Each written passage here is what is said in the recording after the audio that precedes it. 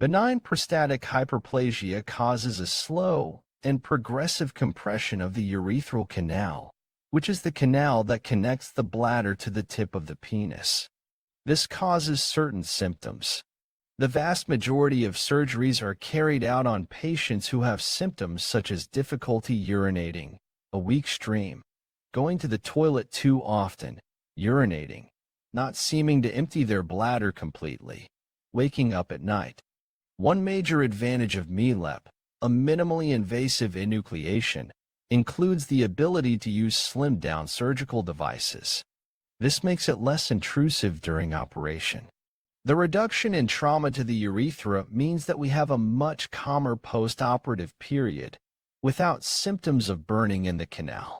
The conventional roll-up surgery and prostate RU, which were traditionally carried out for a long time, utilized the 26-Frent device for their procedures.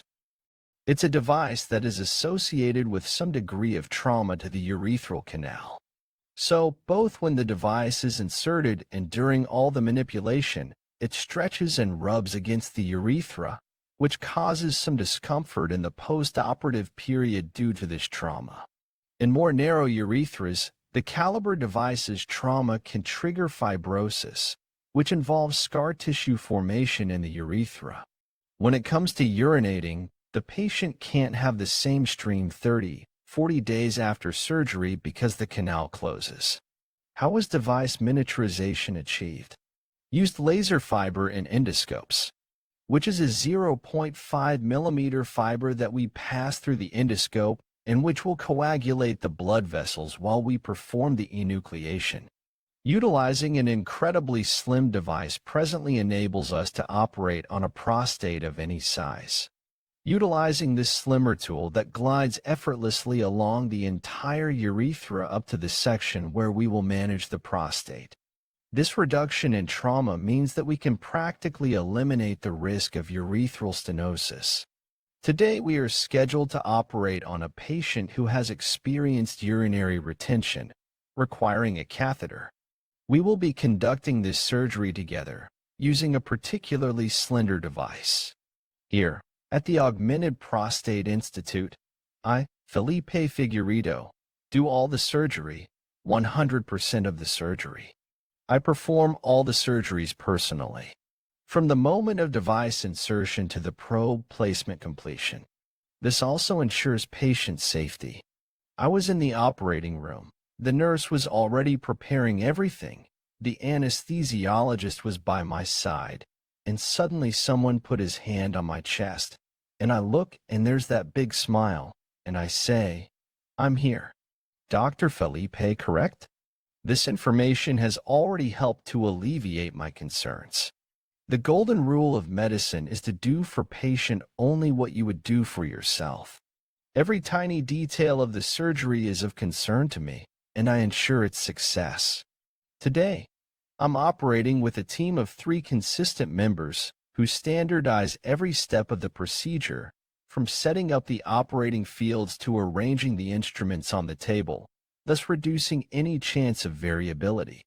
The procedure remains consistent with the same attention to detail, ensuring our impressive outcomes, including tube removal within less than 24 hours and patient hospital discharge on the same day.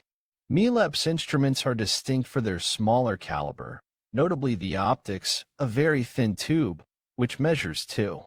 There are a number of glass lenses inside, measuring 9 mm, which enlarge the picture.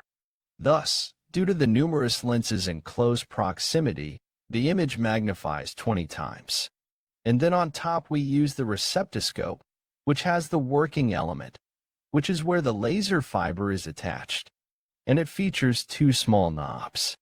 Through the middle of the device runs the serum inlet, while at the end, extremely tiny holes allow for the disposal of serum. All the energy from the laser passes through this optical fiber.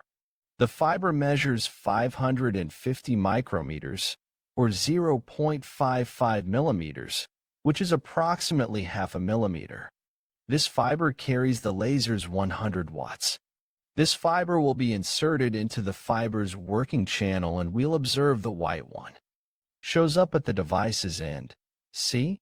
This fiber is displayed on the screen. All of our actions are performed with a clear view provided by the magnification from our micro camera. The laser I utilize has a dual pedal system that allows for adjustments in pulse wavelength to enhance coagulation. A longer pulse translates to slower energy delivery and subsequently more effective coagulation. If I want to open up the plane of nucleation, I use a shorter pulse length and it allows for better dissection. The pedals typically harness two types of energy, all running through this meager fiber here.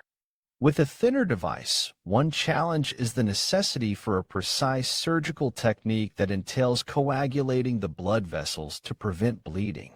It enables less water-intensive surgery.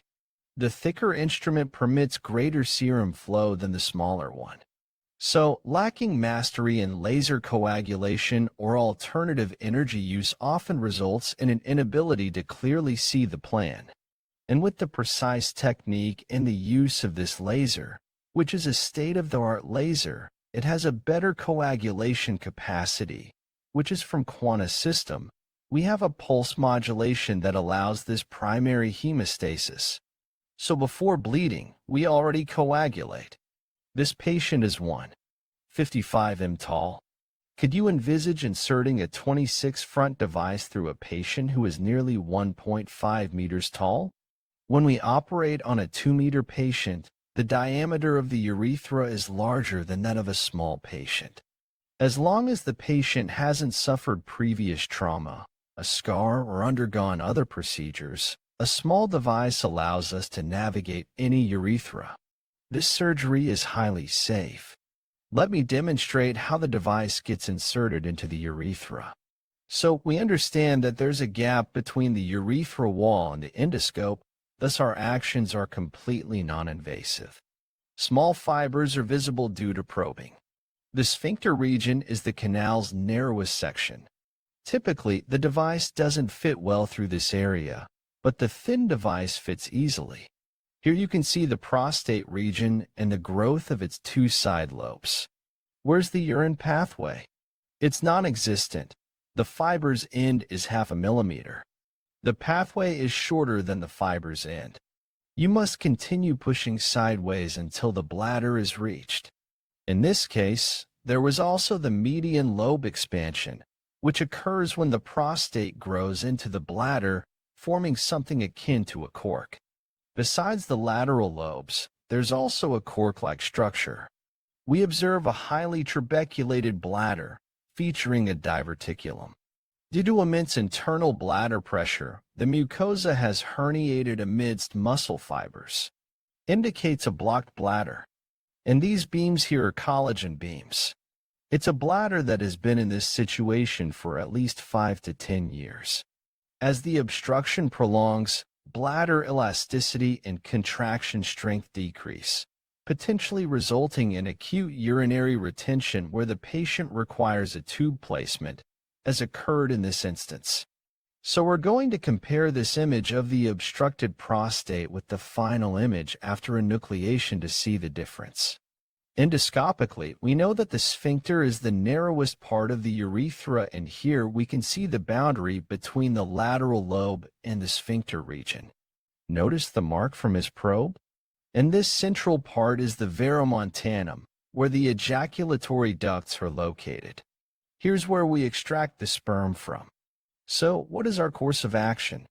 We identify that the only thing between the verumontanum and the lateral lobe is this mucosa, and it's already within the prostatic capsule. This is akin to the peel of an orange and is the portion that will remain. I'll extract everything within the adenoma peel to guarantee the durability and prevent recurrence of the operation. We observe here how the laser both slices and coagulates at the same time. When we engage the laser pulse, it aids in infiltrating the anatomical plane and detaching the adenoma from the peripheral area. The dissection is typically entirely blood-free. That's why I employ the less serum passing, thin apparatus, integral to minimally invasive laser prostatic enucleation, known as the MiLep. We've already disconnected one side of the veromontana. Now it's the other side that's left on the patient, or the right side on the monitor.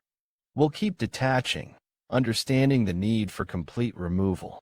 Owing to this laser's specific features, various kinds of lasers are available in the market.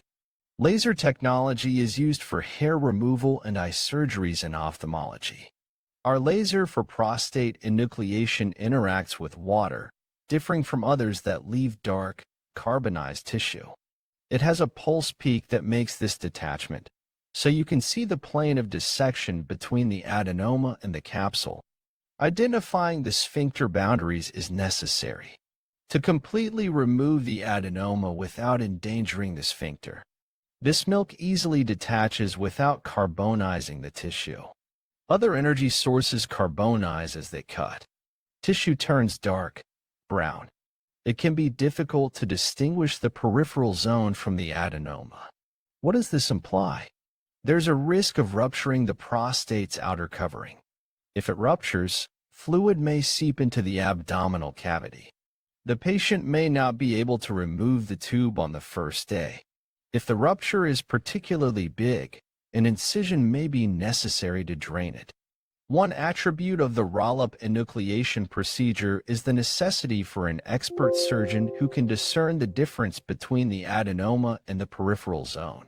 Identifying this difference enables us to execute precise movements and leave it well in the orange peel, which guarantees durability, but without the risk of perforation. Here, the adenoma, similar to the pulp of an orange, can be seen clearly in the midst of the clean orange peel. The vessels aren't even visible because of simultaneous coagulation by the laser. We're now progressing to further loosen the proximal limit, the separating line between the adenoma and the sphincter. This careful practice is critical to achieve immediate incontinence seen after almost 2,000 surgeries. This mucosa here has to be treated with great care because it contains muscle fibers that help with immediate continence after surgery. In this area, the thicker instrument often results in friction which can induce temporary incontinence, a common occurrence with enlarged prostates when such device is utilized. MiLep's notable contribution is the reduction of sphincter damage, ensuring a more tranquil recovery period post-surgery. If the sphincter isn't placed under stress, it remains intact and perfect, allowing the patient to achieve immediate continence from the first day following the removal of their tube. We proceed further up the dissection, maintaining the sphincter mucosa's integrity visible. This precaution is crucial for immediate continence achievement that we achieve after almost 2,000 operated cases. At this stage of the surgery, we have completed the early release of the sphincter. If you notice, this is the veromontane, the opening of the ejaculatory duct. The outline of the remaining prostate capsule, referred to as the peripheral zone or the orange peel, is here clearly visible. And the pulp of the orange is all detached from the region of the sphincter, the entire circumference on both sides. The thin device and laser have already been employed in this detachment. When the mucosa remains unharmed, we achieve immediate urinary control or continence. And this is much easier with frictionless with the slimmest tools used. Now, we'll finish the enucleation by removing the remaining pulp of the orange, pushing it into the bladder. Afterwards, we will utilize the morcellator to suction and reduce the material into smaller pieces. The full adenoma is now entirely separated from the prostate capsule. The sphincter and mucosa are unblemished, without trauma, without any friction. The outline of the peripheral zone, which we call the orange peel, is all loose and the adenoma is centrally located. It's only adhered to the bladder mucosa now. Recall the bladder? Therefore, we can use the laser to make an incision in this mucosa and finish the enucleation process. The bladder mucosa is one of the most vascularized regions of the prostate, and you can see that the laser allows first-pass coagulation. Thus, we can cut this mucosa and coagulate it at the same time. making sure the tube is taken out in under 24 hours. Historically, extended hospital stays are linked to prostate surgery due to bleeding from the prostate and bladder mucosa during the post-operative stage. Following TURP surgery, the patient is typically required to have a tube flushing the bladder to prevent clot formation for approximately 3 days, whilst 5 to 7 days are necessary after open surgery. With the holmium laser, we managed to coagulate these vessels, and all the blood vessels that would be bleeding are coagulated. This enables us to take out the probe tomorrow morning. Thus, we keep the tube overnight for irrigation. And in the morning, we can remove the tube. The patient drinks water, fills his bladder, urinates twice. And after the second mix, he is free to go home. I typically check in with patients around noon to discharge them. Remove tube at 10 a.m. The bladder neck adenoma's release has been successfully completed here. It's all below. The adenoma, or the orange's pulp, is essentially devascularized. The peripheral zone resembles an orange peel. With a characteristic, we can see that by removing all the adenoma, there's no danger of it growing again. The surgery is final. Various other procedures can create a passage through the adenoma and remove some tissue, but some remains. After a few years, the adenoma symptoms often recur. Enucleation assures that the removal is complete and long-lasting. Performing the surgery with a homeo laser in a minimally invasive manner is known as minimally invasive endoscopic enucleation, or MiLep. This approach, characterized by the use of the thinnest devices and a laser, originated in Brazil. This technique was first practiced and perfected here. I published it in 2022, showing that the surgery was feasible using the thinnest devices, as long as it was carried out using the precise technique of simultaneous coagulation along with dissection. The first stage of the surgery, the enucleation, is finished. The sphincter is in excellent condition, the prostate cavity is spotless, and all that's left resembles an orange peel. The complete removal of the adenoma ensures its longevity. I pushed this material into the bladder, which had initially obstructed it until it was blocked, only attached at the end. And I'm going to show you the incision at the end, which will detach this adenoma, and allows it to float freely within the bladder cavity. When it begins to float, we'll extract the adenoma with the morcellator. Patients should consider their treatment options carefully when dealing with hyperplasia.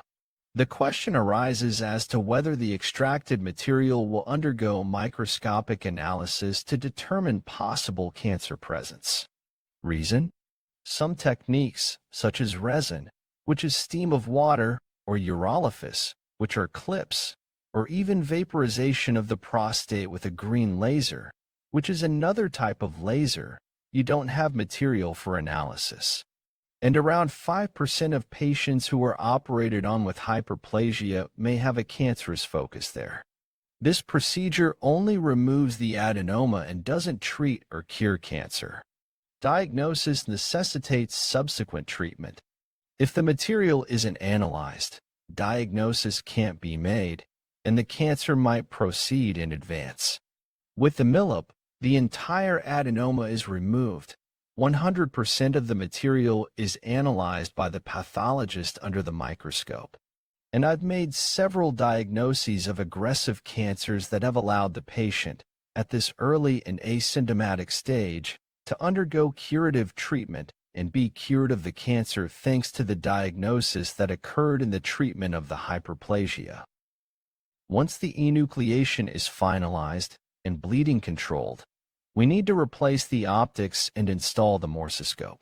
I collaborated with a German manufacturer from Tuttingham known as RZ Medicine Technique to design this optic.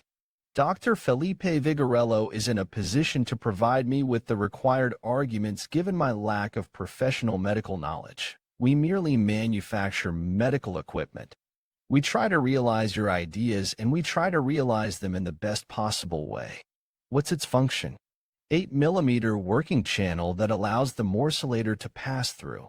which is this thin little tube that passes through here. It comes out there at the tip, and it has a rotating blade that will aspirate the. After grinding up the bladder's floating adenoma, the material is expelled through a small tube for analysis. We've now switched to using a Figueiredo morsoscopa, which contains the morcellator's blade. By stepping on the pedal, it creates suction and oscillation which draws in and grinds up the adenoma. This ground material is then expelled through a small sieve. As well as suction, it also pulverizes the substance, allowing us to effectively remove the adenoma. And we send it to the laboratory to do the anatomical pathology examination. It's an extremely efficient piece of equipment. It can remove around 10 grams per minute. This design enables us to morcellate any type of prostate efficiently. We've already morcellated one of the lobes in 1 or 2 minutes and are now morcellating the second one. The morcellator, which operates under supervision as part of a safe procedure, functions like a high-intensity vacuum cleaner, complete with a suction pump. The process involves suction of a small adenoma piece into the tube, which is then severed by the fluctuating blade. But it does this 1,700 times a minute. The development of this morcellator has allowed us to treat prostates of any size using this technology. Last year, we performed 2 surgeries on prostates exceeding 300 grams, each lasting roughly 2.5 hours. Even though it can remove around 10 grams per minute, morcellating a 300-gram prostate takes over 30 minutes. After completing the morcellation, there's no adenoma left in the bladder. All the material has been successfully removed. We can now conclude the surgical procedure and insert the probe. One of the characteristics of the technology is that there can be an equipment failure. During surgery which involves sensitive equipment like a laser, an endoscope, or a morcellator, there's always a risk that one of these devices might fail.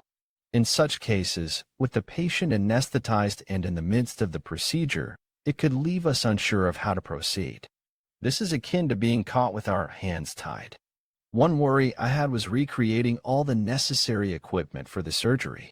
Today, we possess 2 high-powered HOMO lasers, 2 exceptionally effective piranha morcellators, one of which is from Richard Wolf, and 5 sets of endoscopes. Thus, each set here is comprehensive. It's equipped for a full surgical procedure, complete with the morsoscope, the slender apparatus, and beyond the one already utilized, for others are available. So I can do 4 surgeries a day and always have a spare box. Why? If a component fails during surgery, I simply replace it with one from the 5th box. We always ensure to have a backup system in place during surgeries for enhanced safety measures, providing security for both the patient and me, the surgeon. So then,